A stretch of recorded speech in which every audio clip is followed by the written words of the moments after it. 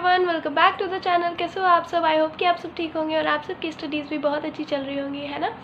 तो आज मैं आपको माइटोसिस की सिग्निफिकेंस बताने वाली हूँ। There are 5 significance in it. तो मैं बताने वाली हूँ कि एक्चुअली माइटोसिस का रोल क्या है हमारी लाइफ में, ठीक है। आवाज़ का थोड़ा इशू हो सकता है, तो प्लीज़ इग्नोर दैट। थोड़ा सा डिस्टर्बेंस होता है तो please ignore, focus on your studies.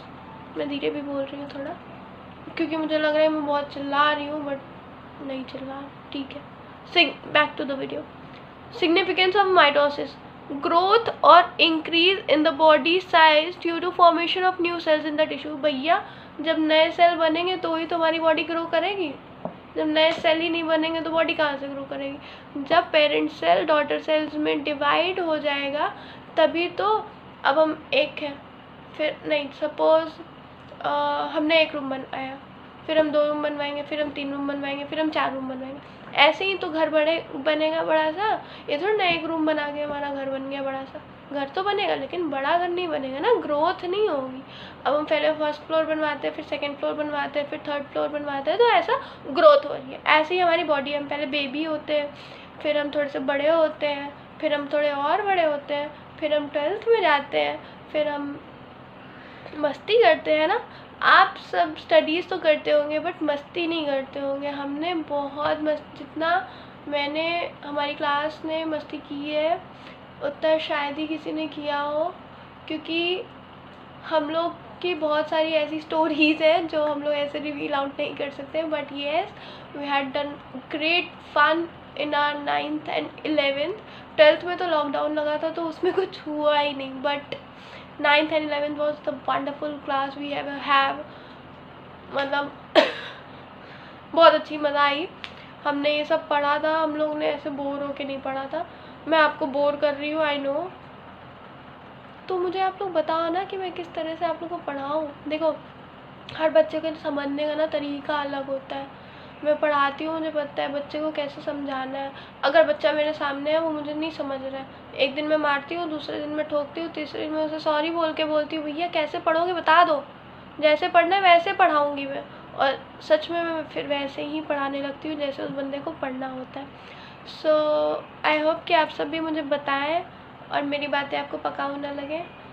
Thank you. और हम अब शुरू करते हैं। ग्रोथ आई होप समझ में आ गया होगा।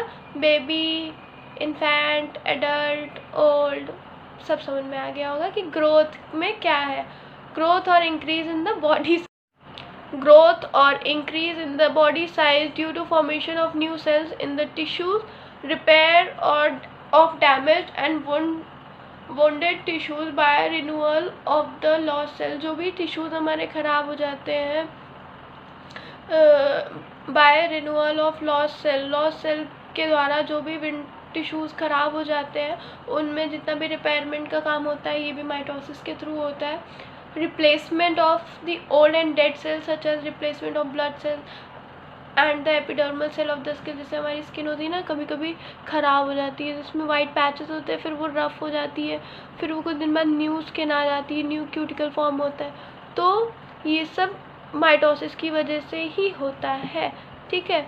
ओल्ड सेल्स, हमारी कभी कभी स्किन ख़राब हो जाती है ना, या टैन हो गई, समझो गर्ल्स को तो बहुत अच्छे समझ में आएगा, टैन हो गई। सपोज मेरी स्किन टैन हो गई तो हम कुछ रिपेयरमेंट्स करते हैं, या नेचुरली हम अपने घर में रहते हैं, अच्छी डाइट लेते हैं, तो क्या होता है, तो हमारी बॉडी का टैन रिमूव हो जाता है, हम हेल्दी दिखते हैं, हम सुंदर दिखते हैं। तो ये सब किसकी वजह से होता है? माइटोसिस की वजह से होता है। वहीं asexual reproduction in which the unicellular organism such as amoeba और the yeast divided into 2। Asexual reproduction भी माइटोसिस के थ्रू होता है। सेक्सुअल रिप्रोडक्शन जो होता है वो मायोसिस के थ्रू होता है। Maintain same chromosome number in daughter cell. Daughter cell में सेम क्रोमोसोम नंबर मेंटेनेंस रखने की भी जिम्मेदारी पूरी माइटोसिस की होती है। I hope the video is clear to you all. Please stay tuned for the further videos. Like, share and subscribe to the channel. Keep commenting and please भैया channel को ग्रो कराओ, चैनल को grow कराना है। Okay, bye.